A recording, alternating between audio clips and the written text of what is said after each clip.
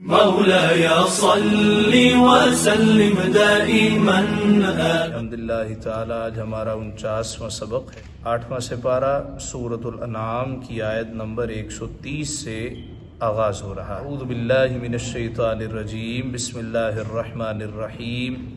یا معشر الجن والانس الم یأتکم رسل منکم یقصون علیکم آیاتی وَيُنذِرُونَكُمْ لِقَاءَ يَوْمِكُمْ هَذَا قَالُوا شَهِدْنَا عَلَىٰ أَنفُسِنَا وَغَرَّتْهُمُ الْحَيَاةُ الدُّنْيَا وَشَهِدُوا عَلَىٰ أَنفُسِهِمْ أَنَّهُمْ كَانُوا كَافِرِينَ صدق اللہ مولانا العظیم۔ یا معشر الجن والانس، اے جنوں اور آدمیوں کے گروہ، الم یأتکم رسل منکم، کیا تمہارے پاس تم کے رسول نہ آئے تھے؟ یقصون علیکم آیاتی، تم پر میری آیتیں پڑھتے، وَيُنذِرُونَكُمْ لِقَاءَ يَوْمِكُمْ هَذَا، اور تمہیں یہ دن دیکھنے سے ڈراتے۔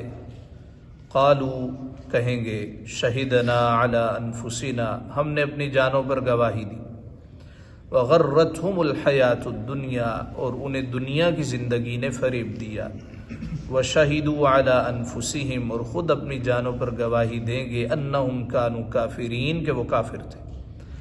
سوال پیدا ہوتا ہے، آیت کے آغاز میں فرمایا اے جنوں اور آدمیوں کے گروہ، کیا تمہارے پاس تم میں سے رسول نہ آئے جو تم پر میری آیتیں پڑھتے؟ تو کیا جنوں میں سے بھی کوئی رسول آئے ہیں جنہوں نے جنوں کو پیغام پہنچایا ہو؟ اس کا جواب یہ ہے کہ جنوں میں سے کوئی رسول نہیں آیا۔ دلیل کیا ہے؟ اللہ رب العزت نے ارشاد فرمایا، ہم نے آپ سے پہلے جتنے بھی نبی بھیجے ہیں وہ سارے کے سارے مرد بھیجے، الا رجالا نوحی، نہ کوئی عورت کبھی نبی بنی ہے اور نہ کبھی کوئی جن نبی بنایا گیا۔ ہاں، جن حضور کے پاس آتے اور آ کے قرآن سنتے، اپنی قوم کے پاس جاتے اور ان کو ڈراتے، تو حضور سے سن کر اپنی قوم کے پاس جا کے ڈرانے والے کو منذر کہا جاتا تھا۔ سورۃ الجن میں اللہ تعالیٰ نے فرمایا، قل، آپ کہیے، اوحی الی انہ استمع نفر من الجن فقالوا انا سمعنا قرآنا عجبا، وہ بولے ہم نے بڑا عجیب قرآن سنا ہے۔ تو جن بھی نبی پاک صلی اللہ علیہ وآلہ وسلم کے پاس آتے۔ اسی طرح ایک اور جن کے بارے روایات میں آتا ہے کہ نبی پاک صلی اللہ علیہ وآلہ وسلم نے ایک ضعیف شخص کو دیکھا، آپ نے فرمایا آج سے پہلے تجھے نہیں دیکھا، تو کون ہے؟ کہنے لگا میں ابلیس کا پڑپوتا ہوں۔ فرمایا تیرا نام کیا ہے؟ کہنے لگا حام۔ فرمایا اپنا نسب بیان کر۔ کہنے لگا حام بن حیم بن لاقیس بن ابلیس۔ جب قابیل نے حابیل کو قتل کیا تھا تو اس وقت میں چھوٹا تھا، دوڑتا پھرتا تھا، مجھے وہ واقعہ بھی یاد ہے۔ پھر کہنے لگا میں نے کلمہ پڑھا تھا اور میں مسلمان ہو گیا تھا، میں جناب موسیٰ کے پاس گیا، انہوں نے مجھے تورات سکھائی، میں جناب عیسیٰ کے پاس گیا، انہوں نے انجیل سکھائی۔ انہوں نے مجھ سے کہا تھا کہ حام بن حیم، اللہ تیری عمر لمبی کرے گا یہاں تک کہ تو نبی آخر الزماں کو پائے گا، جب تو انہیں پائے تو میرا سلام دینا کہ آپ کو جناب عیسیٰ ابن مریم نے سلام بھیجا۔ تو یا رسول اللہ میں سلام دینے آیا ہوں۔ آپ صلی اللہ علیہ وآلہ وسلم کی چشمان مقدسہ تر ہو گئیں کہ مجھ سے پہلے میرے بھائی عیسیٰ نے مجھے یاد کیا اور مجھے سلام بھجوایا۔ پھر آپ نے فرمایا مجھ سے پیش رو انبیاء کرام نے تجھے اپنے صحائف سکھائے، کتابیں سکھائیں، میں اب اللہ کا نبی تجھے قرآن سکھاتا ہوں۔ پھر آپ نے اس کو قرآن مجید کی آخری کچھ صورتیں یاد کروائیں۔ لہٰذا یہاں سے کسی کو مغالطہ نہ لگے کہ جنوں میں سے کوئی الگ سے رسول ہیں، کسی اور قوم میں کوئی الگ سے رسول ہیں، نہیں، رسول انسانوں میں سے ہیں اور ہمیشہ مرد ہی رسول بنے۔ فرمایا ہے جنوں اور آدمیوں کے گروہ، کیا تمہارے پاس تم میں کے رسول نہ آئے تھے تم پر میری آیتیں پڑھتے اور تمہیں یہ دن دیکھنے سے ڈراتے؟ اس سے یہ بھی سمجھ میں آیا کہ جب تک کوئی رسول ڈرانے والا نہ ہو، جب تک اللہ کا پیغام پہنچانے والا نہ آیا ہو، اور وہ لوگ اگر دنیا سے رخصت ہو جائیں، انہوں نے کوئی برے افعال نہ کیے ہوں، تو ان پہ مواخذہ نہیں ہے، ان پہ کسی قسم کا کوئی عذاب نہیں ہے۔ نبی اکرم صلی اللہ علیہ وآلہ وسلم کے والدین کو بعض دریدہ ذہن لوگ کافر کہتے ہیں، حالانکہ ان تک کس نبی کا پیغام کسی نبی کا پیغام نہیں پہنچا، اور پھر یہ بھی ثابت نہیں ہے کبھی انہوں نے شرک کیا ہو، یہ بھی ثابت نہیں ہے کبھی وہ بتوں کے سامنے جھکے ہوں۔ جب انہوں نے شرک نہیں کیا، جب وہ بت کے سامنے کبھی نہیں جھکے، تو لامحالہ یہ کہنا جی یہ مشرک ہیں، یہ تو سراسر گناہ اور زیادتی ہے۔ ذَلِكَ أَن لَّمْ يَكُن رَّبُّكَ مُهْلِكَ الْقُرَىٰ بِظُلْمٍ وَأَهْلُهَا غَافِلُونَ، یہ اس لیے کہ تیرا رب بستیوں کو ظلم سے تباہ نہیں کرتا۔ ذَلِكَ، یہ اس لیے أَن لَّمْ يَكُن رَّبُّكَ مُهْلِكَ الْقُرَىٰ، قرى بستیاں، اس لیے کہ تیرا رب بستیوں کو ظلم سے تباہ نہیں کرتا، وَأَهْلُهَا غَافِلُونَ، کہ ان کے لوگ بے خبر ہوں۔ تو یہ تو ظلم ہے، کسی کو خبر ہی نہیں ہے، اللہ کا پیغام ہی نہیں پہنچا اور اس کو تباہ کر دیا جائے۔ تو اللہ کا پیغام یہ ہر جگہ پہنچے گا۔ امام ابو حنیفہ رحمۃ اللہ تعالیٰ علیہ کہتے ہیں جس تک کوئی پیغام بھی نہ پہنچا ہو اس کو بھی خدا کی وحدانیت پر ایمان لانا، اقرار کرنا ضروری ہے۔ وہ کیسے؟ اللہ نے اس کو ایک پیغامبر بھیجا، وہ کیا؟ وہ عقل ہے۔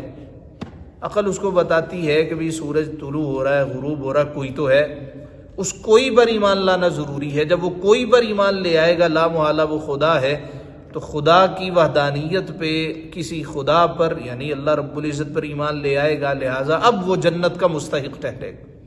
تو عقل انسانی بھی پیغامبر ہے، وہ اس کو بتاتی ہے یہ سردی، یہ گرمی، یہ بہار، یہ خزاں کسی نہ کسی وجود کی علامت ہے۔ وَلِكُلٍّ دَرَجَاتٌ مِّمَّا عَمِلُوا، اور ہر ایک کے لیے ان کے کاموں سے درجے ہیں۔ وَمَا رَبُّكَ بِغَافِلٍ عَمَّا يَعْمَلُونَ، اور تیرا رب ان کے اعمال سے بے خبر نہیں ہے۔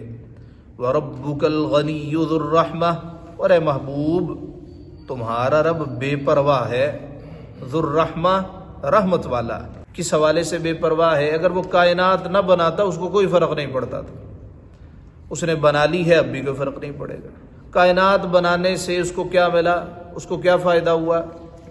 کہ فرشتے اس کی عبادت کے لیے کم تھے؟ ورنہ کچھ کم نہ تھے، طاعت کے لیے کروبیاں فرشتے بے تحاشا، اور وہ ہمہ وقت اللہ کے حضور جھکے ہوئے ہیں، کوئی سر سجدے میں رکھے ہوئے ہیں، کوئی تسبیح، کوئی تکبیر، کوئی تحلیل پڑھ رہے ہیں۔ ایک روایت ہے کہ حضور علیہ السلام کے روزہ اقدس پر صبح 70,000 فرشتے حاضر ہوتے ہیں، شام کو 70,000 حاضر ہوتے ہیں۔ جو ایک دفعہ آ جائے پھر قیامت تک اسے دوبارہ موقع نہیں ملتا۔ یہ تو حضور علیہ السلام کی امت پہ کرم ہے کہ جب بلاوا آ جائے۔ فرمایا محبوب تیرا رب بے پرواہ ہے، یہ ساری مخلوق مل کر اللہ کو رتی برابر فائدہ پہنچانا چاہے نہیں پہنچا سکتی، یہ ساری مخلوق مل کے اللہ کو رتی برابر نقصان دینا چاہے تو نہیں دے سکتی۔ دیکھو نا کتنے لوگ کافر ہیں، نہیں مانتے، اس کو کوئی فرق پڑتا ہے؟ وہ رزق دینا بند کر دیتا ہے، کچھ بھی نہیں، وہ کہتا ہے ٹھیک ہے میں نے ایک نظام بنایا ہے، ایک فطرت ہے، ایک اصول ہے، اس کے تحت تم نے زندگی گزارنی۔ بعض اوقات کافروں کو بہت زیادہ مل جاتا ہے، ان کے عیش دیکھ کر، گناہ گاروں کی عشرتیں دیکھ کر، ان کے عشرت قدے دیکھ کر بندہ کہتا ہے ابھی یہ ٹھیک لگتا ہے، اور یہ جو بندہ ساری زندگی جھکا رہتا ہے یہ تو نان شبینہ کو ترستا ہے، اس کو کھانے کے لیے کچھ نہیں ملتا۔ یہ ہے وَرَبُّكَ الْغَنِيُّ، آپ کا رب بے پرواہ ہے، غنی ہے۔ لیکن یہ جو عام لوگ ہیں جن کی پرواہ کوئی نہیں کرتا، فرمایا گیا اگر یہ اللہ کی قسم کھا کے کوئی بات کہہ دے نا تو اللہ پھر پوری ضرور کر دیتا، اس لیے کہ بے پرواہ ہے۔ وہ ایک شخص، بارش ہو رہی ہے، اس نے کھڑاویاں پہنی ہوئی ہیں، سردی زیادہ تھی، ٹھٹر رہا تھا، ایک حلوائی نے دیکھا وہ دودھ بنا رہا تھا، جلیبیاں بھی ہیں، دودھ بھی ہے، کہنے لگا وہ سردی بہت ہے، بیمار نہ ہو جائیں، آتے نو دودھ پیاوا۔ اس کو بٹھایا، گرم گرم دودھ دیا، اس نے دودھ پیا اور کہا مولا تیرا شکر ہے، تو نے اپنے بندے کو دودھ پلایا، نوازا۔ آگے گیا تو چھڑاپ کرتا پھر گیا، طوائف کھڑی تھی، کیچڑ اڑا اس کے کپڑوں پہ لگا، ساتھ اس کا کوئی دوست بھی کھڑا تھا، اس کو غصہ آیا، اس نے اس کو بابے کو ایک تھپڑ مارا۔ بابا پھر آسمان کی طرف منہ کر کے کہتا ہے مولا اب بھی تیرا ہی شکر ہے، تو بے نیاز ہے، کبھی تو گرم گرم دودھ پلاتا ہے، کبھی تو تھپڑ پڑواتا ہے، تیرے رنگ ہے مولا، ہم تیرے عاجز بندے ہیں۔ اتنا کہہ کے آگے گیا۔ اب چونکہ ان کا موڈ آف ہو گیا تھا تو کہتی میں نے نہیں ادھر کھڑے ہونا، چلو چھت پہ چلتے ہیں۔ اب یہ چھت پہ گیا، جس نے تھپڑ مارا تھا وہ وہاں سے پھسلا اور سر کے بل زمین پہ آگے گرا اور مر گیا۔ اس نے شور ڈال دیا، وہ بابا جا رہا ہے، اس نے بد دعا دی ہے۔ لوگوں نے بابے کو پکڑ لیا۔ اب بابا کہتا ہے میں نے کیا کیا ہے؟ مجمع اکٹھا ہوا، تو نے بد دعا دی اور یہ مر گیا۔ کہنے لگا میری بد دعاؤں سے کوئی نہیں مرتا۔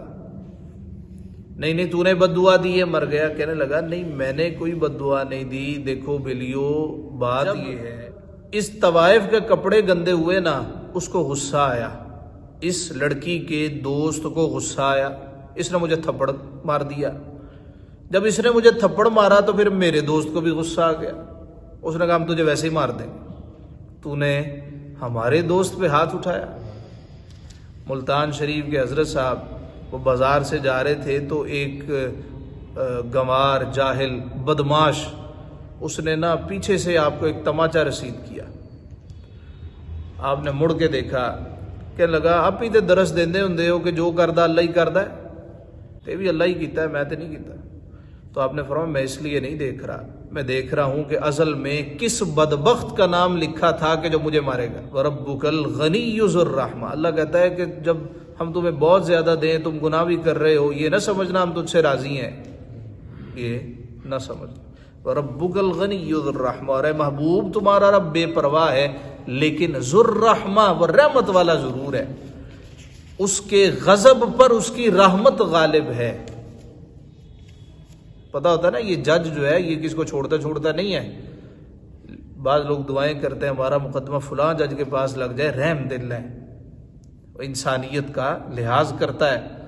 تو اللہ کی طبیعت پر جلال سے بڑھ کے رحمت غالب ہے۔ یہ فرمایا وَرَبُّكَ الْغَنِيُّ ذُو الرَّحْمَةِ، ارے محبوب تمہارا رب بے پرواہ ہے، رحمت والا ہے۔ إِن يَشَأْ يُذْهِبْكُمْ وَيَسْتَخْلِفْ مِن بَعْدِكُمْ مَا يَشَاءُ كَمَا أَنشَأَكُم مِّن ذُرِّيَّةِ قَوْمٍ آخَرِينَ، اے لوگو وہ چاہے تو تمہیں لے جائے اور جسے چاہے تمہاری جگہ لے آئے۔ ہم سے پہلے ہمارے آباء و اجداد تھے، چلے گئے، ہم ان کی جگہ پہ آ گئے، ان کی مسجدیں ہم نے سنبھالی، ان کے مصلی ہم نے سنبھال لیے۔ فیکٹری تھی آپ کے ابا جی کی، دکان تھی آپ کے ابا جی کی، آپ بیٹھ گئے، آپ کے بعد آپ کے بچے بیٹھ جائیں گے۔ اگر یہ نہیں ہوگا اللہ کہتا ہم کسی اور کو لے آئیں گے۔ کہتا جی یہ خلا کبھی پر نہیں ہوگا، حالانکہ خلا کی تعریف ہی یہ ہے کہ وہ پر ہو جاتا ہے۔ یہ آندھی کیوں آتی؟ جب دیکھتی ہے نا کہ بھی ہوا کا دباؤ ذرا کم ہے تو وہ تیز ہوا کی صورت میں جس کو ماندھی کہتے ہیں وہ آ جاتی ہے۔ اللہ کہتا ہے تم نہیں ہوگے تو تمہارے بعد کوئی اور ہوگا، وہ نہیں ہوں گے تو کوئی اور ہوگا۔ فرمایا إِن يَشَأْ يُذْهِبْكُمْ، اے لوگو وہ چاہے تو تمہیں لے جائے، وَيَسْتَخْلِفْ مِن بَعْدِكُمْ مَا يَشَاءُ، اور جسے چاہے تمہاری جگہ لے آئے، كَمَا أَنشَأَكُم مِّن ذُرِّيَّةِ قَوْمٍ آخَرِينَ، جیسے تمہیں اوروں کی اولاد سے پیدا کیا۔ اچھا یہ جملے کہنے کی ضرورت کیوں پیش آئی کہ اپنے آپ کو تم جزو لازم نہ سمجھ لینا کہ بھی ہماری وجہ سے سب کچھ ہوتا ہے، ہم ہیں تو یہ گھر چل رہا ہے، ہم ہیں تو نظام چل رہا ہے۔ تم نہیں ہوگے پھر بھی چلتا رہے گا۔ دنیا کا نظام کبھی رکا ہے؟ کیسے بڑے بڑے لوگ دنیا سے رخصت ہو گئے، اپنے آپ کو خدا کہنے والے، نبی رسول کہنے والے دنیا سے رخصت ہو گئے، کوئی بھی نہ رہا۔ کتنے عزیز کتنے پیارے جن کے بغیر ہم سانس تک نہیں لے سکتے تھے، آج ان کی شکلیں بھی یاد نہیں، جنہ پچھوں چٹ نہیں سی لنگدا وہ شکلاں بھی بھول گئی ہیں۔ یہ دنیا، اللہ کہتا ہے اپنے آپ کو جزو لازم نہ سمجھو، اگر تم بقا چاہتے ہو تو لوگوں کے لیے نفع مند بنو۔ کیوں؟ فَأَمَّا الزَّبَدُ فَيَذْهَبُ جُفَاءً وَأَمَّا مَا يَنْفَعُ النَّاسَ فَيَمْكُثُ فِي الْأَرْضِ، ہر وہ جھاگ اڑ جائے گی، ختم ہو جائے گی جس کا فائدہ نہیں ہے۔ جو لوگوں کو نفع دینے والا ہے وہ باقی رہے گا، ہر حوالے سے جو لوگوں کو فائدہ دیتا ہے۔ پریشان ہے اس کے آنسو پونچھ دیے، ضرورت مند آیا ضرورت پوری کر دی، کسی نے ساتھ چلنے کو کہا تو ساتھ چل دیا۔ اللہ کہتا ہے یہ باقی رہے گا، اس کا ذکر باقی رہے گا، اس کے علاوہ کوئی باقی نہیں رہے گا۔ باقی رہے گا تو مولا کا نام۔ انما توعدون لآت وما انتم بمعجزین، ان بے شک ما توعدون جس کا تمہیں وعدہ دیا جاتا ہے، لآت ضرور آنے والی، حشر آنے والا ہے، یا عذاب کی بات کریں تو عذاب آئے گا۔ وما انتم بمعجزین، اور تم تھکا نہیں سکتے، قل آپ فرماؤ یا قوم اے میری قوم اعملوا علی مکانتکم تم اپنی جگہ پر کام کیے جاؤ انی عامل میں اپنا کام کرتا. آج ایک استاد صاحب ملے وہ کہنے لگے لوگ نا گلاں بہت کر دینے تے مینوں اجازت دیو میں نہیں اج تو بعد پڑھانا. تو میں نے ان سے گزارش کی کہ سرکار کو تو لوگوں نے پتھر مارے ہیں, انہوں نے تو نہیں کہا میں نے تبلیغ چھوڑ دینی ہے, اور آپ کے خلاف دو باتیں کیا ہو گئیں, آپ کہتے ہیں کہ بھئی میں چھوڑنے لگا. یہاں پہ فرمایا محبوب پیارے ان سے کہو جو آپ کی قوم ہے یا قومی اے میری قوم اعملوا علی مکانتکم تم اپنا کام کرتے جاؤ انی عامل ہم اپنا کام کرتے جائیں گے. فسوف تعلمون من تکون له عاقبۃ الدار تو اب جاننا چاہتے ہو کس کا رہتا ہے آخرت میں گھر. انہ لا یفلح الظالمون بے شک ظالم فلاح نہیں پاتے. وجعلوا للہ مما ذرأ من الحرث والانعام نصیبا اور اللہ نے جو کھیتی اور مویشی پیدا کیے ہیں ان میں اسے ایک حصہ دار ٹھہرایا. کافر کہتے تھے یہ جانور اللہ کا ہے, یہ کھیتی اس رب کے نام کی ہے, مانتے تھے, لیکن ساتھ چھوٹے چھوٹے انہوں نے معبود بھی بنائے ہوئے تھے. کہتے تھے بڑا ہو تے چھوٹے آسارے. جس طرح بنی اسرائیل نے جب بچڑا بنایا تو کہتے ہیں اس کی عبادت کرنے میں مزہ آتا ہے کہ ہمارے سامنے ہے, ہمیں لطف آ رہا ہے اس لیے کہ یہ ہمارے سامنے موجود ہے. انہوں نے بھی چھوٹے چھوٹے خدا بنا لیے. اب ہندو کیا خدا کو نہیں مانتے, انہوں نے بے تحاشا خدا بنا رکھے, اس طرح انہوں نے بنائے تھے. کہا جی یہ جو کھیتی ہے یہ جو جانور ہیں یہ ہمارے یا بتوں کے ہیں, یہ جو کھیتی یہ جانور ہیں یہ بڑے رب کے. یہاں پہ ارشاد ہوتا ہے وجعلوا للہ اور انہوں نے بنائے اللہ کے لیے مما ذرأ من الحرث والانعام اور اللہ نے جو کھیتی اور مویشی پیدا کیے ان میں اسے ایک حصے دار ٹھہرا لیا. فقالوا هذا للہ تو بولے یہ اللہ کا ہے, بزعمہم ان کے خیال میں, وہذا لشرکائنا اور یہ ہمارے شریکوں کا ہے. یہ اللہ کا, یہ جو ہمارے شریک ہیں ان کا. فما کان لشرکائہم فلا یصل الی اللہ تو وہ جو ان کے شریکوں کا ہے وہ تو خدا کو نہیں پہنچتا. وما کان للہ اور جو خدا کا ہے فہو یصل الی شرکائہم وہ ان کے شریکوں کو پہنچتا ہے. اب ہوتا یہ کہ جب اس میں سے کوئی پیداوار تھوڑی کم ہو جاتی جو کہ ان کے شریکوں کا ہے تو ادھر سے پوری کر لیتے, لیکن جو خدا کا ہوتا اس میں کم بھی ہو جاتی یا دائیں بائیں بھی کر لیتے, کہتے جی رب کو کون سی ضرورت ہے. یہ وہ دو نمبریاں کرتے, پہلے اپنے ہی عقائد گھڑ لیتے اللہ کے لیے یہ, ہمارے بتوں کے لیے یہ, پھر کہتے جی اللہ نو کڑی لوڑ ہے تو وہ بھی اپنے بتوں کے لیے چھوڑ دیتے. وما کان للہ فہو یصل الی شرکائہم اور جو خدا کا ہے وہ ان کے شریکوں کو پہنچتا ہے. ساء ما یحکمون کیا ہی برا حکم لگاتے ہیں. اب یہاں اس آیت میں خود ساختہ عقائد, خود ساختہ اعمال و عبادات کی نفی کی جا رہی ہے کہ اپنے تئیں تم نے ایک کام عبادت بنا لیا ہے اور سمجھ لیا یہ لازم ضروری ہے, یہ حرام ہے, یہ ناجائز ہے. دین اسلام میں اگر کسی شے کی ممانت ہے تو وہ حرام ہے, اگر کسی شے کی ممانت نہیں ہے تو وہ مباح ہے, الا یہ کہ اس کی اصل کوئی نہ کوئی دین میں موجود ہو. اگر کسی شے کی اصل دین میں موجود نہ ہو تو پھر وہ مباح بھی نہیں رہتا. مثال کے طور پہ قرآن پاک پڑھنا کار ثواب ہے, سرکار کی سنت ہے, سننا حضور کی سنت ہے. تو قرآن مجید فرقان حمید کی اصل موجود ہے, لہٰذا اگر کوئی کہے جی کل میں ابا جی کا ختم دلا رہا ہوں, دادا جی کا ختم ہے تو آپ تشریف لائیں, اس میں وہ پڑھتا کہ قرآن, تو چونکہ قرآن کی اصل موجود ہے لہٰذا یہ ناجائز نہیں ہوگا. اب وہ سہولت کے لیے دن رکھ لیتا ہے جی 1 دن بعد یا 3 دن بعد یا 10 دن بعد یا 40 دن بعد, اور اس کو وہ فرض نہیں سمجھتا. اگر وہ فرض سمجھے گا تو ناجائز ہو جائے گا, کیونکہ دین کی تعین, اس کے دنوں کی تعین تو اسلام نے کی نہیں ہے, فرض نہیں سمجھتا, صرف لوگوں کی سہولت کے لیے یہ اعلان کرتا ہے تو بھی وہ جائز ہے. ارشاد ہوتا ہے وَكَذَلِكَ زَيَّنَ لِكَثِيرٍ مِّنَ الْمُشْرِكِينَ قَتْلَ أَوْلَادِهِمْ شُرَكَاؤُهُمْ وَكَذَلِكَ اور یوں ہی زَيَّنَ لِكَثِيرٍ مِّنَ الْمُشْرِكِينَ مشرکوں کی نگاہ میں ان کے شریکوں نے اولاد کا قتل بھلا کر دکھایا. زَيَّنَ لِكَثِيرٍ مِّنَ الْمُشْرِكِينَ مشرکوں میں سے بہت زیادہ جن کو مزین دکھایا گیا. قتل اولادہم اپنی اولاد کا قتل کرنا، شرکاؤہم ان کے شریکوں نے، لیردوہم ولیلبسوا علیہم دینہم کہ انہیں ہلاک کرے اور ان کا دین ان پر مشتبہ کر دے. یہ جو مشرک تھے، آج بھی جادوگر کیا کرتے ہیں کہ بھئی اپنی اولاد کو لے آؤ، اس کو قتل کرو، جو بہت ظالم قسم کے ہوتے ہیں اور پرلے درجے کا جادو کرنے والے. تو مشرک کیا کہتے؟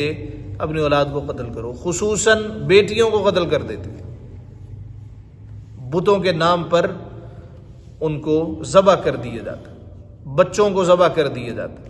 یہاں پہ اس چیز کی ممانعت. وَلَوْ شَاءَ اللَّهُ مَا فَعَلُوهُ فَذَرْهُمْ وَمَا يَفْتَرُونَ اور اللہ چاہتا تو ایسا نہ کرتے تو تم انہیں چھوڑ دو. فَذَرْهُمْ وَمَا يَفْتَرُونَ وہ ہیں اور ان کے افتراء ہیں، بہتان ہیں ان کے. تو سوال یہ اللہ نے کیوں نہ چاہا؟ اس کی وجہ یہ ہے کہ اللہ رب العزت نے بندے کو عقل دی ہے، اس کو راستے دونوں دکھا دیے ہیں.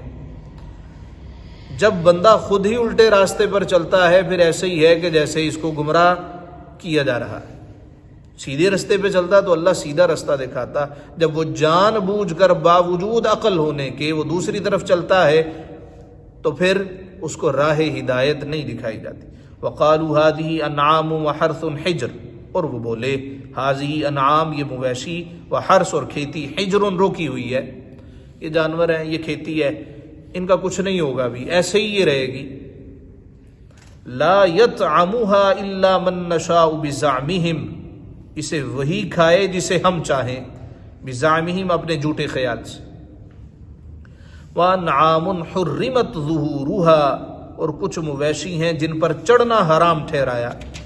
وانعام اور کچھ مویشی لا یذکرون اسم اللہ علیہ افتراء علیہ کچھ مویشی کے ذبح پر اللہ کا نام نہیں لیتے. یہ سب اللہ پر جھوٹ باندھنا ہے، خود ساختہ عقیدے گھڑ لیے. یہ کھیتی ہے، یہ مویشی ہیں، ہم جسے چاہیں گے صرف وہی اس کو کھائے گا. یہ کچھ مویشی ہیں، ان پہ چڑھنا جائز نہیں ہے، حرام ہے. بھی کہاں سے دلیل ہے؟ کیا دلیل ہے تمہارے پاس؟ کوئی دلیل نہیں. اللہ کہتا ہے یہ سب اللہ پر افتراء باندھ رہے ہیں، اللہ پر جھوٹ باندھ رہے ہیں. سَيَجْزِيهِمْ بِمَا كَانُوا يَفْتَرُونَ وہ انہیں بدلہ دے گا ان کے افتراؤں کا. کچھ لوگ سمجھتے ہیں کہ بھئی ہم ہی عقل کل ہیں اور جو ہم نے دین کو سمجھ رکھا ہے وہی بہتر ہے. فقہاء نے فرمایا اگر کوئی بندہ سجدہ کرنے پہ قدرت نہ رکھتا ہو، اس سے قیام بھی ساکت ہو جاتا ہے، اس کو چاہیے وہ ساری نماز بیٹھ کے پڑھے. ایک صاحب سے ہم نے گزارش کی کہ حضور والا آپ صف سے باہر نکلے ہوئے ہیں، آپ بیٹھ جائیں، صف ساری خراب ہو رہی ہے. تو وہ نہ مانے. کیوں؟ وہ سمجھے کہ بھئی مجھے جو خبر ہے وہی بہتر ہے. اس کی دلیل کیا ہے؟ کوئی دلیل نہیں. ایک صاحب کہنے لگے کہ یہ جو 11ویں ہے یہ حرام ہے. ہم نے کہا جی اگر حرام ہے تو توبہ استغفر اللہ، ہم کیوں اس کو کھاتے ہیں؟ کوئی دلیل دیجئے، اس کی حرمت پہ کوئی دلیل دے دیجئے. اللہ کی عزت کی قسم، اس کے جلال کی قسم اسی وقت چھوڑ دیں گے. کوئی ایک دلیل نہیں ہے، کوئی ایک دلیل نہیں ہے.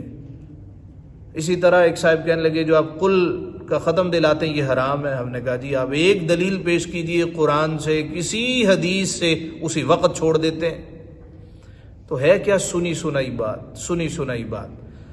جس مسجد میں کوئی گیا، جس قاری صاحب سے کوئی پڑھا، وہ جس فرقے کی ہے وہ سمجھتا ہے کہ بھئی یہی حق ہے، چونکہ قرآن اس نے پڑھا نہیں ہے، اس طرف وہ آیا نہیں ہے، اصول و مبادیات کی اس کو خبر نہیں ہے. اس رمضان المبارک میں تہیہ کریں کہ ہم نے قرآن شریف پڑھنا ہے، لیکن یہ تہیہ نہ کریں جی 7 دفعہ ختم کرنا ہے تو 10 دفعہ ختم کرنا ہے. تہیہ یہ کریں میں نے چند جز پڑھنے ہیں لیکن سمجھ کے پڑھنے ہیں. تو پھر انسان کو احساس ہوگا کہ میں جو پڑھتا رہا ہوں یا جو میرے عقائد و نظریات ہیں وہ کس قدر باطل ہیں. قرآن کیا کہتا ہے اور میں نے اپنے اندر کیا کچھ پال رکھا. ہم کیا کہتے ہیں جی میں 10 دفعہ ختم کرنا ہے. ہم حج کے لیے گئے تو ایک صاحب کہنے لگے جی تسی کنے عمرے کیتے؟ میں کہہ ایک ہی کیتا ہے کہ لگا میں 7 کھڑکا دیتے نا. یعنی آپ حج پہ جائیں 7 عمرہ بھی کریں تو آپ کو ایک جانور ذبح کرنا پڑتا ہے. کیوں؟ آپ نے فائدہ اٹھایا ہے کہ آپ حج پہ آئے ہیں 7 عمرہ بھی کریں. کہہ رہا میں 7 کھڑکا دیتے. اور یہ نہیں کہ عمرہ ادا کیا ہے اور بڑا ذوق ہے شوق ہے، بس تعداد پوری کی ہے، تعداد زیادہ کی ہے، لوگوں کو بتایا ہے دکھایا ہے کہ میں تو اتنے عمرے کر آیا. اب اس کی جو روح ہے عمرہ کرنے کی، کیا وہ یہ ہے کہ آپ جائیں اور ایک دن میں 2 4 عمرے کرتے پھریں؟ اس کی یہ روح ہے. بعض نے کہا کہ وہاں آپ جائیں تو طواف کثرت سے کریں، یہ زیادہ اجر و ثواب کا باعث ہے. اچھا پھر یہ بھی مشہور ہوا چھوٹا عمرہ کرنا ہے کہ بڑا عمرہ کرنا ہے. یہ کیا ہوا بھائی؟ چھوٹا عمرہ ہے اتھو نیڑیوں وہ میقات چو جا کے کر رہے ہیں. تو یہ کچھ لوگوں کی خود ساختہ باتیں. لہٰذا اس رمضان المبارک میں اتحیہ کریں، تھوڑا پڑھ لیں، روزانہ پڑھیں لیکن سمجھ کے پڑھیں. اردو پڑھنی آتی کوئی ایک تفسیر لے لیں، کسی ان بائسڈ مصنف کی کوئی ایک تفسیر لیں، اس کو آپ پڑھنا شروع کریں. کم از کم اس پیغام کا تو پتہ چلے یہ کہتا کیا ہے. مولا نے ہم سے کلام کیا کیا. دیکھیں ہمارے معاشرے میں کتنی زیادہ جہالت ہے کہ کوئی خاتون نے کچھ لکھا ہوا، اس پہ لکھا ہے حلوہ، عرب میں لکھتے ہیں الحیات حلوہ، زندگی بڑی میٹھی ہے. کچھ ڈیزائنر نے ڈال دیا اور وہ اس کی ویڈیو آپ نے ملاحظہ کی. یہ کہہ رہے جی گستاخی ہے. اچھا اگر پولیس وغیرہ نہ آتی تو ہو سکتا تھا اس کو مار دیتے. یعنی نہ تو دنیا اتنی پڑھی کہ کیلی گرافی پتہ چلے اور نہ دین پڑھا کہ یہ سمجھ آ جائے لکھیا کی ہے. قرآن کا کوئی حرف ہے. دوسری جانب جب زمین پہ ایک مزار ہوتا ہے اس پہ چادر چڑھائی جاتی ہے، اس پہ 4 کل لکھے ہوتے ہیں. وہ کل شریف قرآن شریف نیچے زمین تے، وہ بے ادبی نہیں ہے؟ وہ بے ادبی کیوں نہیں نظر آتی؟ وہ ایک ننگا جاہل بابا، اس کو مجذوب بنایا اور اس نے اپنے اوپر 4 کل والی چادر لی ہے. اس پہ کسی نے گستاخی کا فتویٰ نہیں لگایا کہ بھئی بڑی گستاخی تھے یہ ہے. اس میں مین وجہ دیکھیے، مین وجہ یہ ہے کہ جذباتی کر دیا گیا نوجوانوں کو، ان کو پڑھایا نہیں گیا. اور کتنے کے لوگ پڑھتے ہیں؟ لوگ دین کی طرف ایک تو آتے کم ہیں اور خاص موضوعات انہیں بتائے جاتے ہیں. وہ خود کہتے ہیں جی یہ فلاں مہینہ ہے تے فلاں موضوع تے گل کر دیو، یہ فلاں مہینہ ہے تے فلاں ذرا موضوع تے گل کر دیو. دین ایسے ہول ہے وہ پھر نہیں بتایا. تو جذباتیت بہت زیادہ ہے، بہت زیادہ جذباتیت.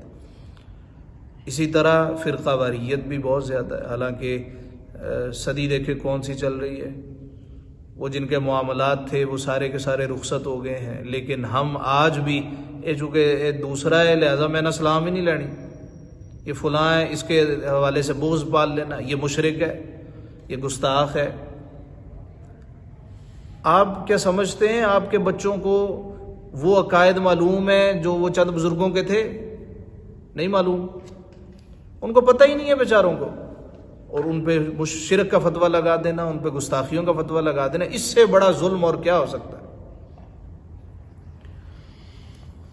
فرمایا وہ کہتے ہیں ہادی انعام وحرث حجر، یہ مویشی اور کھیتی روکی ہوئی ہے. لا یطعمها الا من نشاء بزعمهم، اسے وہی کھائے جسے ہم چاہیں اپنے جھوٹے خیال سے. وانعام حرمت ظہورها، اور کچھ مویشی جن پر چڑھنا حرام ٹھہرایا. وانعام لا یذکرون اسم اللہ علیہ افتراء علیہ، کچھ مویشی ذبح کے وقت اللہ کا نام نہیں لیتے، سب اللہ پر جھوٹ باندھنا ہے. سیجزیہم بما کانوا یفترون، ان قریب وہ انہیں بدلہ دے گا ان کے افتراؤں کا. یہ کیوں اللہ پہ جھوٹے بہتان باندھے کہ اللہ نے حرام قرار دیا. وقالو، اور بولے ما فی بطون هذه الانعام خالصۃ لذکورنا، جو ان مویشیوں کے پیٹ میں ہے خالص مردوں کے لیے، ذکورنا ہمارے مردوں کے لیے، ومحرم علی ازواجنا، اور ہماری عورتوں پر حرام ہے. وَإِن يَكُن مَيْتَةً فَهُمْ فِيهِ شُرَكَاء، اور مرا ہوا نکلے تو وہ سب اس میں شریک ہوئے. پھر نہیں کہتے کہ صرف مردوں کا ہے. مرا جانور نکل آیا تو کہتے ہیں ہن سارے نے کھانا ہے. سَيَجْزِيهِمْ وَصْفَهُمْ، قریب ہے کہ اللہ ان کی باتوں کا بدلہ دے گا.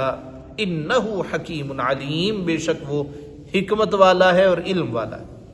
قد خسر الذین قتلوا اولادہم سفہا بغیر علم، قد تحقیق بے شک، خسرا تباہ ہوئے، الذین وہ لوگ جو قتلوا انہوں نے قتل کیا، اولادہم اپنی اولاد، بے شک تباہ ہوئے وہ جو اپنی اولاد کو قتل کرتے ہیں سفہم بغیر علم، احمقانہ جہالت سے، وحرموا ما رزقهم اللہ افتراء علی اللہ، اور حرام ٹھہراتے ہیں وہ جو اللہ نے انہیں روزی دی اللہ پر جھوٹ باندھنے کو، قد ضلوا وما كانوا مهتدین، بے شک وہ بہکے ہیں اور ان کو راہ نہ ملی، انہوں نے راہ نہ پائی، اللہ نے ان کو روزی دی، کہتا ہے جی نہیں یہ حرام ہے، کیوں؟ ادھر قرآن پڑھایا گیا ہے یہ حرام ہے، اس لیے کہ یہ اگلے دن کھانا کھلایا گیا، اس لیے کہ تیسرے دن کھانا کھلایا گیا، کھانا ہے اللہ کا کلام ہے، جانور ذبح کیا گیا تو اللہ کا نام لیا گیا، یہ سامنے رکھ کے رب کا قرآن پڑھا گیا تو حرام کدھر سے آیا؟ وَهُوَ الَّذِي أَنشَأَ جَنَّاتٍ مَّعْرُوشَاتٍ وَغَيْرَ مَعْرُوشَاتٍ، اور وہی جس نے پیدا کیے باغ، جنات، جنت کی جمع جنات، جنت کہتے ہیں باغ اور جنات باغات، اور وہی ہے جس نے پیدا کیے باغ، معروشات وغیرہ معروشات، کچھ زمین پر چھائے ہوئے اور کچھ بے چھائے ہوئے، کچھ درخت بن جاتے ہیں، کچھ پھل درختوں پہ لگتے ہیں جس طرح سیب ہے، موسمی ہے، کینو ہے، کچھ زمین پہ بچھے ہوئے ہوتے ہیں جس طرح کے تربوز ہے، جس طرح کے خربوزہ ہے، یہ ہے معروشات وغیرہ معروشات۔ آگے والنخل والزرع مختلفا، اور کھجور، نخل کھجور، والزرع اور کھیتی، مختلفا اکولہ جس میں رنگ رنگ کے کھانے ہیں، والزیتون اور زیتون، والرمان اور انار، متشابہہ کسی بات میں ملتے ہیں، وغیرہ متشابہ اور کسی میں الگ ہیں، بعض اوقات رنگ ان کا ایک طرح کا ہوتا ہے، ذائقہ ان کا مختلف ہوتا ہے۔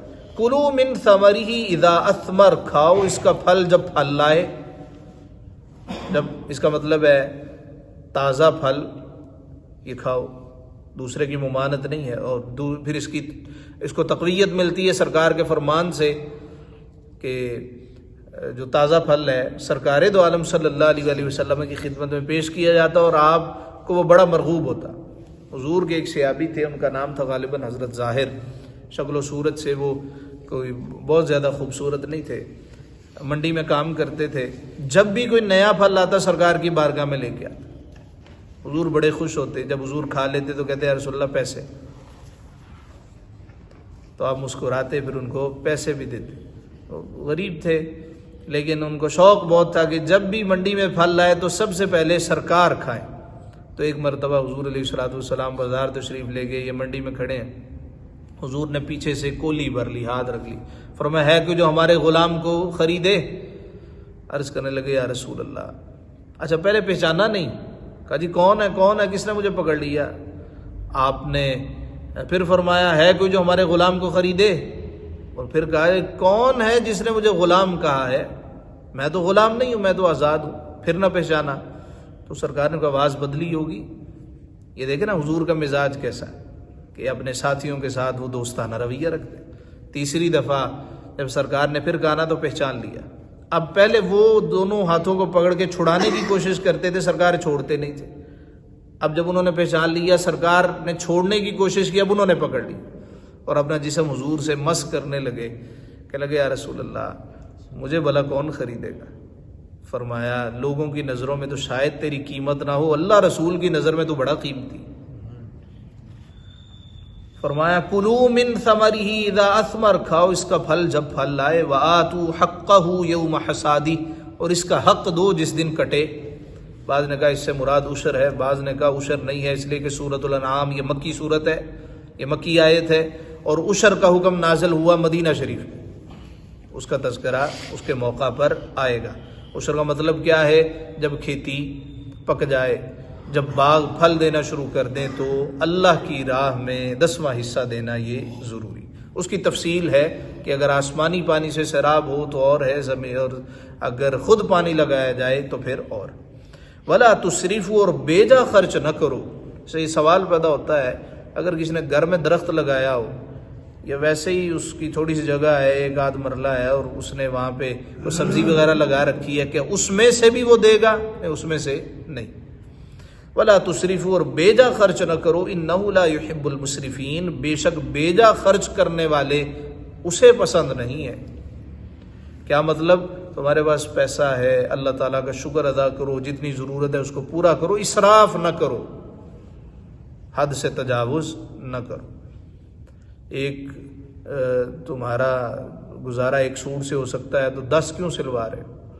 اگر شادی بھگتائی جا سکتی ہے 10-20 ہزار سے تو 2-2 لاکھ کیوں لگا رہے؟ لوگوں کو دکھانے کے لیے، یہی ہے نا، اور کیوں ہے؟ لوگوں کو دکھانے کے لیے۔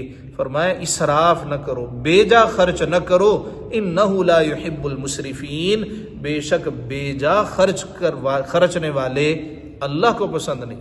لیکن اس میں ایک بات کا خیال رہے کہ مہمان پہ خرچ کرنا خواہ جتنا بھی ہو وہ اسراف نہیں ہوتا۔ مہمان آ جائے تو آپ عام طور پہ ایک کھانا بناتے اس کے لیے 10 بنا لیں، وہ اسراف نہیں ہے، وہ مہمان کی تکریم ہے۔ لیکن ویسا نہ ہو کہ بھئی یہ صرف فوٹو سیشن کے لیے، یا آپ سمجھیں یہ سارے کا سارا ضائع ہو جائے گا۔ نہیں، نیت ایک کرنی، جو اس نے کھا لیا، کچھ ہمسایوں کو چلا جائے گا، کچھ میرے ملازمین کھا لیں گے، کچھ دوست احباب کھا لیں گے۔ تو مہمانوں کے لیے جو کھانا بنایا جاتا ہے یا ان کو تحفے تحائف دیے جاتے ہیں وہ اسراف میں ہرگز شمار نہیں کیے جاتے۔ وَمِنَ الْأَنْعَامِ حَمُولَةً وَفَرْشًا، اور مویشی میں سے کچھ بوجھ اٹھانے والے، حمولہ بوجھ اٹھانے والے، وفرشا، اور کچھ زمین پر بچھے ہوئے۔ کُلُوا مِمَّا رَزَقَكُمُ اللَّهُ، کھاؤ اس میں سے جو اللہ نے تمہیں روزی دی ہے۔ وَلَا تَتَّبِعُوا خُطُوَاتِ الشَّيْطَانِ، اور شیطان کے قدموں پر نہ چلو، إِنَّهُ لَكُمْ عَدُوٌّ مُبِينٌ، بے شک وہ تمہارا سری دشمن ہے۔ 8 ازواج، 8 نر، 8 ازواج، 8 نر اور مادہ۔ 8 کہتے ہیں 8 ازواج کہتے ہیں جوڑے کو، یعنی 8 جوڑے۔ کون سے؟ من الضأن 2، دان کہتے ہیں بھیڑ کو، من الضأن 2، ایک جوڑا بھیڑ کا، مذکر مؤنث، ومن المعز 2، اور ایک جوڑا بکری کا۔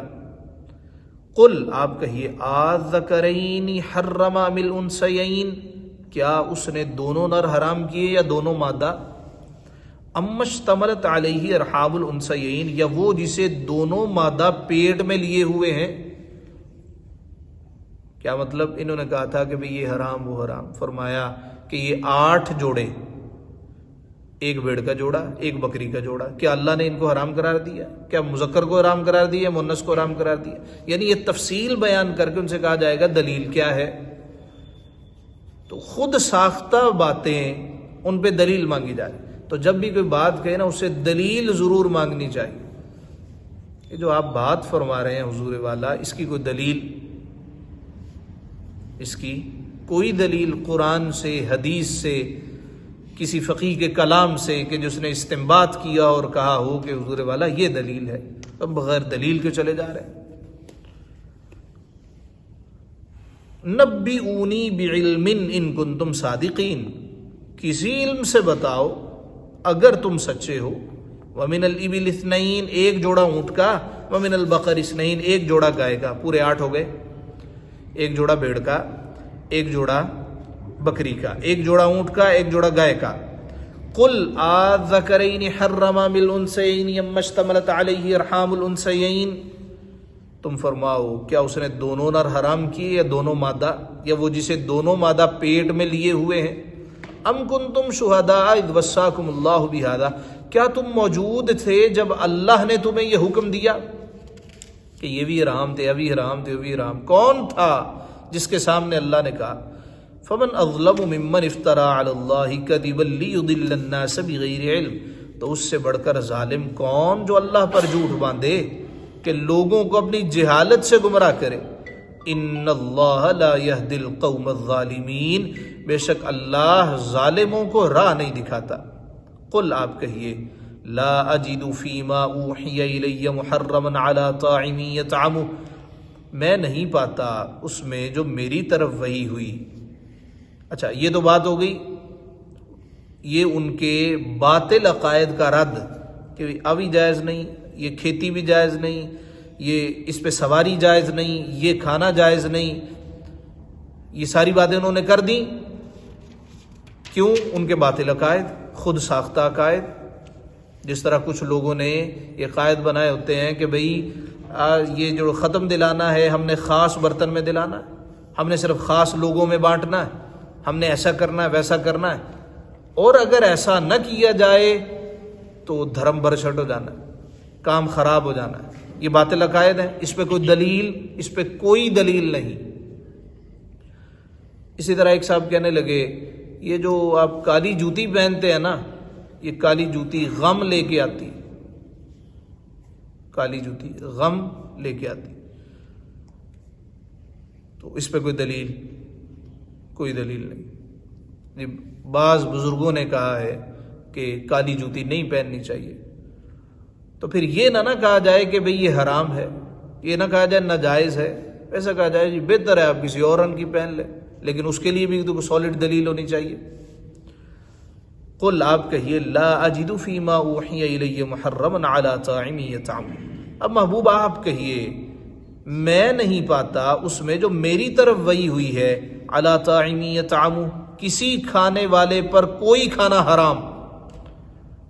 یہ چیزیں ہمارے لیے جائز ہیں، یہ حرام ناجائز نہیں ہے سوائے چند کے. وہ کون سی؟ الا مگر ان یکون میتہ، کہ مردار ہو. مردار حرام ہے سوائے کتنے مرداروں کے؟ ایک تو مچھلی مردار ہے وہ جائز ہے، لیکن کب؟ جب اس کو نکالا جائے اور وہ مرے، نہ کہ وہ پانی میں مری ہوئی ہو. پانی میں مری وہ بھی ناجائز. ایک مچھلی مردار یہ حلال ہے، اور ایک ٹڈی دل لوکسٹس یہ مردار ہو جائے، مر کے نیچے گر جائے، اس کو پکڑیں اور اس کو کھانا جائز. اور اسی طرح تلی اور جگر یہ بھی خون سے بنتے، یہ بھی جائز ہے. لیکن یہ خون دم مصفوح نہیں ہے، بہتا خون نہیں ہے، بلکہ جمع ہوا خون، یہ جائز. فرمایا مگر یہ میرے لیے کوئی چیز حرام نہیں ہے مگر مردار، او دم مصفوحا، یا رگوں کا بہتا خون، او لحم خنزیر، یا خنزیر کا گوشت.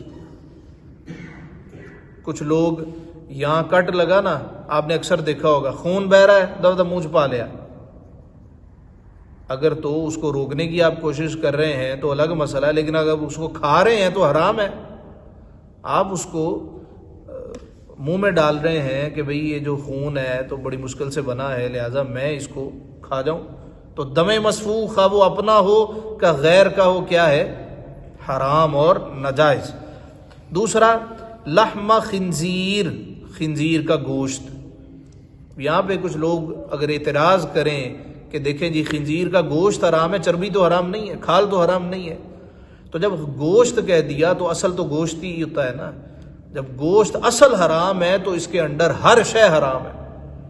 فَإِنَّهُ رِجْسٌ او فسقا اہل لغیر اللہ بھی، یا وہ بے حکمی کا جانور جس کے ذبح میں غیر خدا کا نام پکارا گیا. فَإِنَّهُ رِجْس، یہ ساری چیزیں نجاست ہیں.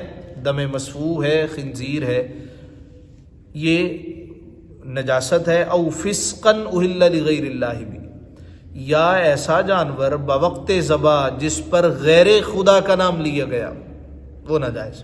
فمن اضطر غیر باغ ولا عاد، تو جو ناچار ہوا، نہ یوں کہ آپ خواہش کرے اور نہ یوں کہ ضرورت سے بڑھے، فإن ربک غفور الرحیم، تو بے شک اللہ بخشنے والا مہربان ہے. یعنی جان بچانے کے لیے اگر ایک لقمہ خنزیر کے گوشت کا کھا لیا جائے تو جائز ہے، دوسرا ناجائز ہے. جان بچانے کے لیے پانی کے علاوہ شراب کا ایک گھونٹ پی لیا جائے جائز ہے، دوسرا ناجائز ہے. وعلی الذین ہادوا حرمنا کل ذی ظفر، اور یہودیوں پر ہم نے حرام کیا ہر ناخن والا جانور. ناخن کس کے ہوتے ہیں؟ طوطے کے، جس کے ناخن تھے اللہ رب العزت نے یہود پر ان کو حرام کرا. ومن البقر، اور گائے، والغنم، اور بکری، ساری نہیں. حرمنا علیہم شحومہما، ان کی چربی ان پر حرام کی مگر ما حمل الظہورما جو ان کی پیٹھ میں لگی ہو، او الحوایا یا آنت میں، او مختلط بعظم یا وہ چربی جو ہڈی سے ملی ہو، ان کے لیے چربی بھی حرام تھی سوائے ان چند چربیوں میں۔ ذالک جزیناہم ببغیہم، ہم نے یہ ان کی سرکشی کا بدلہ دیا، وَإِنَّا لَصَادِقُونَ اور بے شک ہم ضرور سچے ہیں۔ سوال پیدا ہوتا ہے، سرکار نے فرمایا کہ صرف یہ چیزیں، قرآن آ گیا نا کہ یہ چیزیں صرف حرام ہیں، کیا؟ مردار، بہتا خون، خنزیر کا گوشت، یا وہ جانور جس پہ بوقت ذبح اللہ کا نام نہ لیا گیا، جان بوجھ کے چھوڑا گیا، 4 چیزیں۔ تو اس کے علاوہ تو حضور نے کچھ بھی حرام قرار یہاں پہ نہیں دیا۔ قرآن آیا نا، اللہ پاک نے فرمایا محبوب آپ کہیے، تو وہ ناجائز کیسے ہو گئے؟ گدھا کیسے ناجائز ہو گیا؟ طوطا کیسے ناجائز ہو گیا؟ شیر کیسے ناجائز ہو گیا؟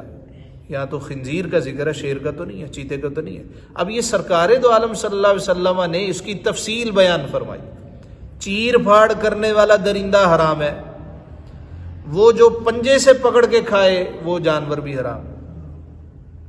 اسی طرح ایسے جاندار جن کے نوکیلے دانت ہوں اور ان سے وہ پکڑے وہ بھی ناجائز، سرکار نے اس کی تفصیل بیان فرما دی۔ سمندر میں سے سوائے مچھلی کے ہر شے ناجائز، جھینگا پران چونکہ مچھلی کی قسم ہے تو ہر وہ شے جو مچھلی کی قسم میں سے ہو، اس کی نسل میں سے ہو، وہ بھی جائز۔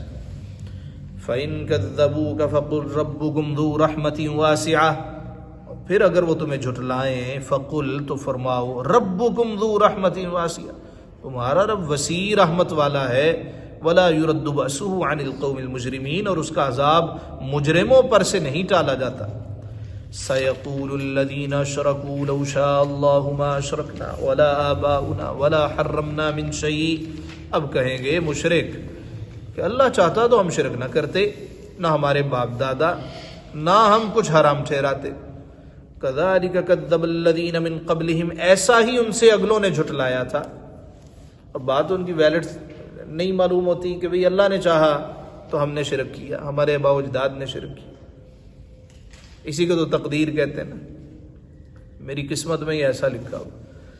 حضرت عمر فاروق رضی اللہ تعالیٰ عنہ نے ایک شرابی کو دیکھا، اس کے پاس چلے گئے، فرمایا تو نے شراب پی ہے؟ کہتا ہے جی نعم شراب پی ہے۔ فرمایا اس کی سزا؟ کہا جی کوڑے۔ کہا تجھے پتہ ہے میں کون ہوں؟ آپ عمر ہیں۔ بڑے حیران ہو گئے، فرمایا تجھے عمر کے درے سے ڈر نہیں لگتا؟ کہتا جی کیا کروں، ہاکذا قدر اللہ، ایسے ہی اللہ نے میری تقدیر میں لکھا تھا۔ دوپہر کا وقت ہوگا، میں نے شراب پی ہوگی، عمر آ جائے گا، اس کے ہاتھ میں درہ ہوگا، مجھ سے سوال کرے گا، میں کیا کر سکتا ہوں، میں تو مجبور ہوں، اللہ نے لکھا تھا تو میں نے پی لی۔ فرمایا ٹھیک ہے۔ آپ نے اسے زمین پہ لٹایا، قمیص اتاری اور رکھ کے جب 2-4 لگائے نا تو نشہ حرن ہو گیا، کہ لگا یہ آپ نے میرے ساتھ کیا کیا ہے؟ فرمایا ہاکذا قدر اللہ، ایسے ہی اللہ نے تقدیر میں لکھا تھا کہ دوپہر کا وقت ہوگا، میں تجھے پکڑوں گا، تو نے شراب پی ہوگی، میں کہوں گا کیوں پی ہے تو تو کہے گا ہاکذا قدر اللہ، میں تجھے ماروں گا تو پوچھے گا کیوں مارا، میں کہوں گا ہاکذا قدر اللہ۔ تو کہتے ہیں جی اللہ چاہتا تو ہم شرک نہ کرتے، ہمارے آباء و اجداد شرک نہ کرتے، نہ ہم کچھ حرام ٹھہراتے۔ اللہ کہتا ہے کذالک کذب الذین من قبلہم حتی ذاقوا بأسنا، ایسا ہی ان سے اگلوں نے جھٹلایا تھا یہاں تک کہ ہمارا عذاب چکھا۔ قل هل عندکم من علم فتخرجوه لنا، تم فرماؤ کیا تمہارے پاس کوئی علم ہے کہ اسے ہمارے لیے نکالو؟ ان تتبعون الا الظن وان انتم الا تخرصون، تم تو نیرے گمان کے پیچھے ہو اور تم یوں ہی تخمینے کرتے ہو۔ قل آپ کہیے، فرمائیے فللہ الحجۃ البالغہ، اللہ ہی کی حجت پوری ہے، فلو شاء لہداکم اجمعین، تو وہ چاہتا تو تم سب کو ہدایت فرماتا، یعنی اللہ کی دلیل پختہ ہے، اس نے ہر بات تمہارے سامنے کھول کھول کے بیان کر دی۔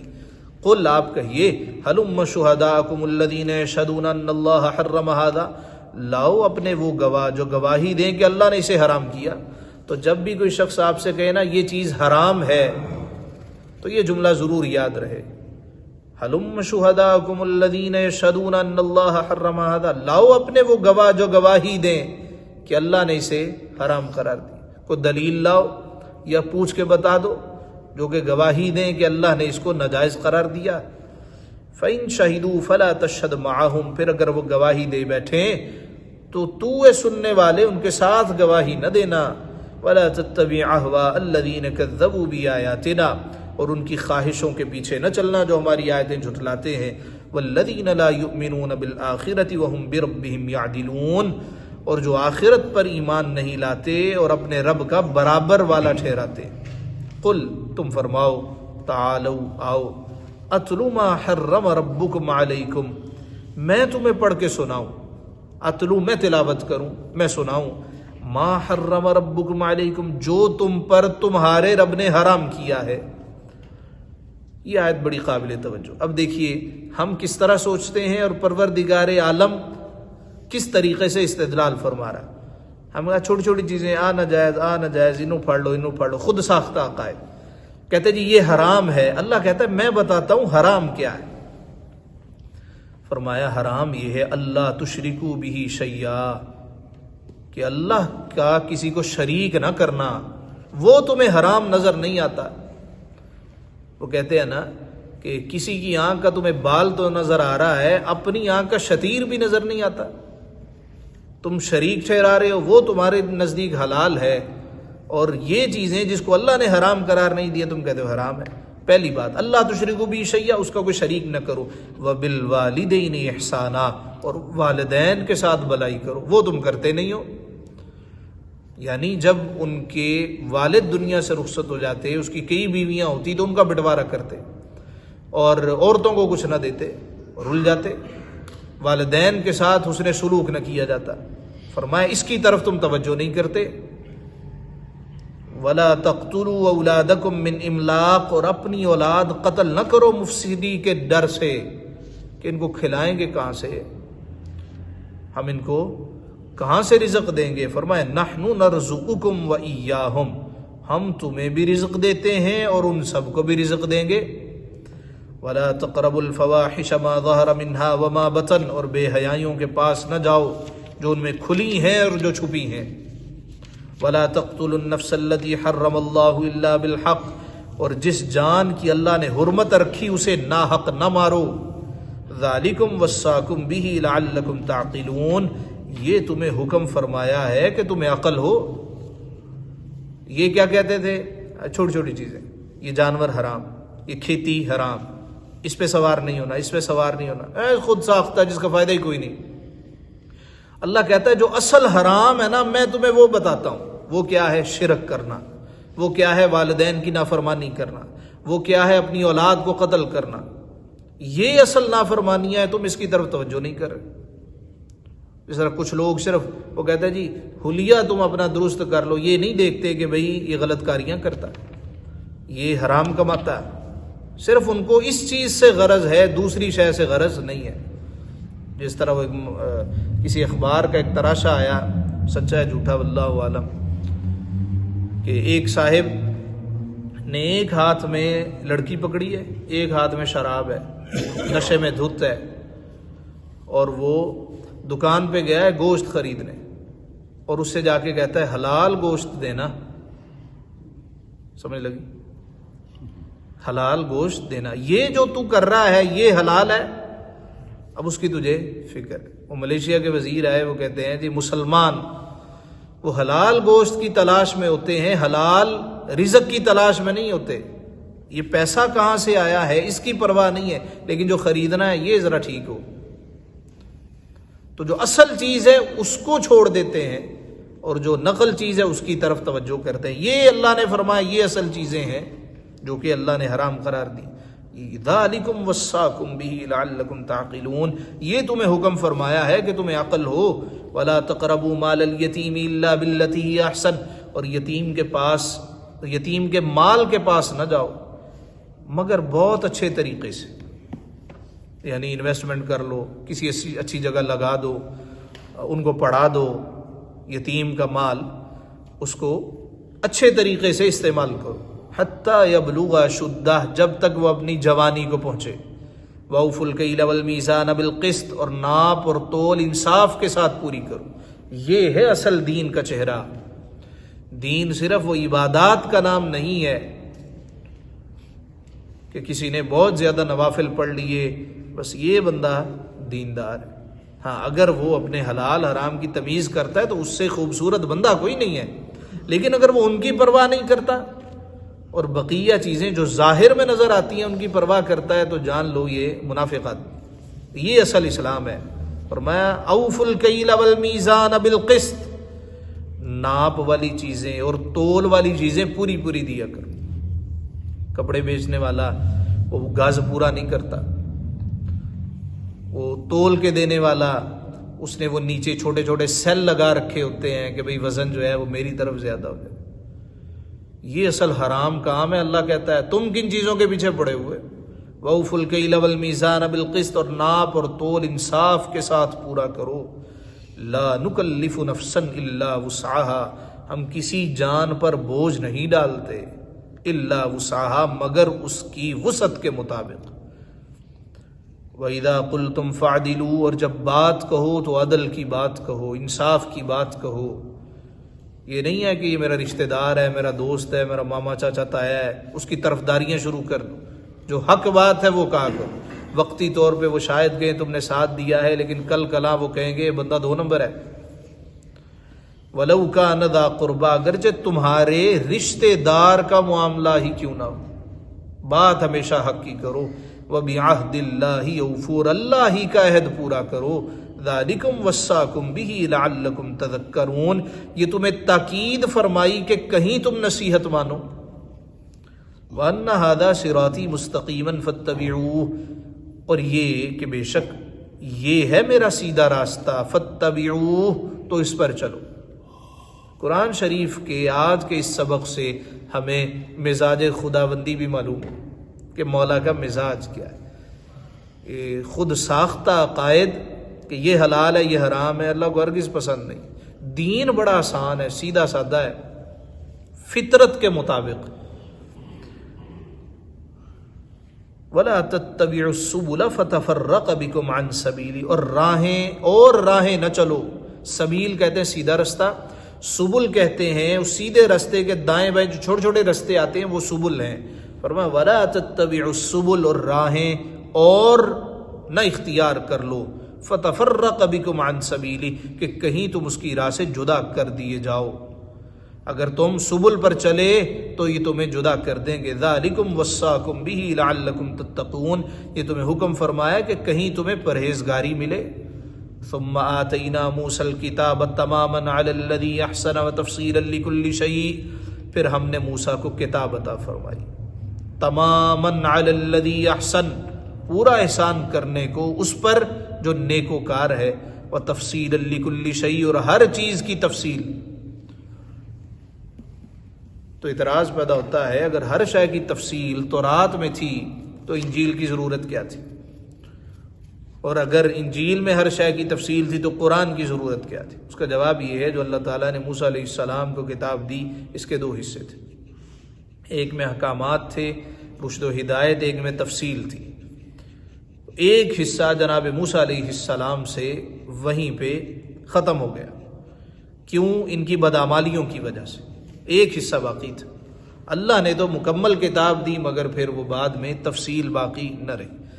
ایک اس کا جواب یہ ہے کہ اس زمانے تک کی تفصیل تھی، ایک جواب یہ ہے کہ اس تفصیل کی وضاحت کیا ہے یہ قرآن نے کی، اور قرآن کو اللہ نے کہا تبیان لکل شیء، ہر شے کو کھول کھول کے بیان کرنے والا، وہدی ورحمہ، اور ہدایت اور رحمت، لعلہم بلقاء ربہم یؤمنون، کہ کہیں وہ اپنے رب سے ملنے پر ایمان لائے۔ صدق اللہ مولانا العظیم۔